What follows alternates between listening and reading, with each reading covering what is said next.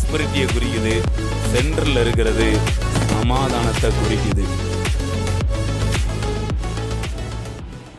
மனிதனுடைய இரத்தத்துக்கும் இயேசுவின் இரத்தத்துக்கும் வித்தியாசம் இருக்கு. நீங்கள் எல்லாரும் அனுபவிச்சிருப்பீங்க. ஆபேலின் இரத்தம் பழி வாங்கும்படி துடித்தது. உண்மைதானே? பைபிளில் அதற்கு நிறையா ஆதாரங்கள் இருக்கிறது.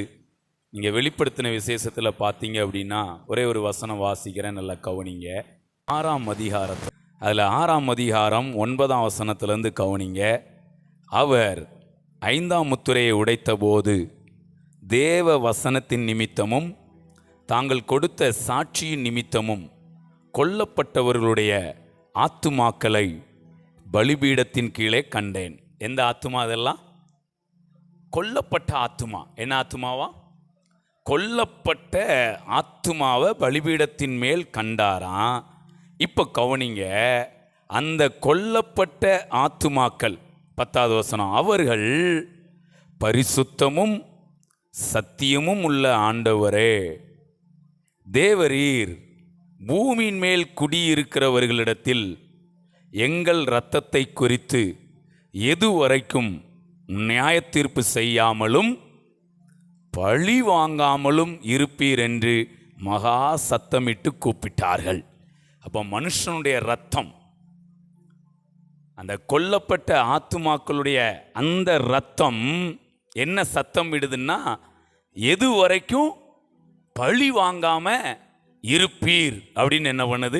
ஸோ இதுலேருந்து நல்லா தெரிஞ்சுக்கிடுங்க, ஆபேலின் இரத்தம், பரிசுத்தவான்களுடைய இரத்தம் பூமியில் இருக்கிற ஜனங்களை என்ன பண்ணணும்னு சொல்லுது? பழி வாங்கணும்னு சொல்லுது. இப்படி சொன்ன உடனே ஆண்டவர் தூதர்களுக்கு கட்டளை கொடுத்து, நீங்கள் பட்டயத்தை எடுத்துகிட்டு போய் யாரெல்லாம் இவங்களை கொன்னாங்களோ அவங்களெல்லாம் போய் என்ன பண்ணிடுங்க, கொன்றுங்க, பழி வாங்கிருங்க அப்படின்னு சொல்லலை. ஆனால் இவங்க எதிர்பார்க்கிறது அப்படி தான். ஆனால் தேவன் அப்படி செய்யாமல் 11 பாருங்க, அப்பொழுது அவர்கள் ஒவ்வொருவருக்கும் வெள்ளை அங்கிகள் கொடுக்கப்பட்டது. எப்படி இருக்கு பாருங்க. என்ன கொடுக்கப்பட்டதா?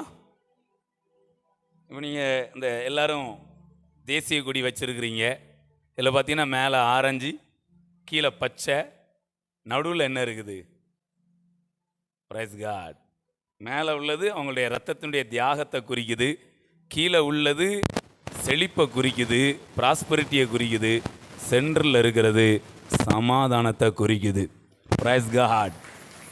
சமாதானம். ஹல்லேலூயா.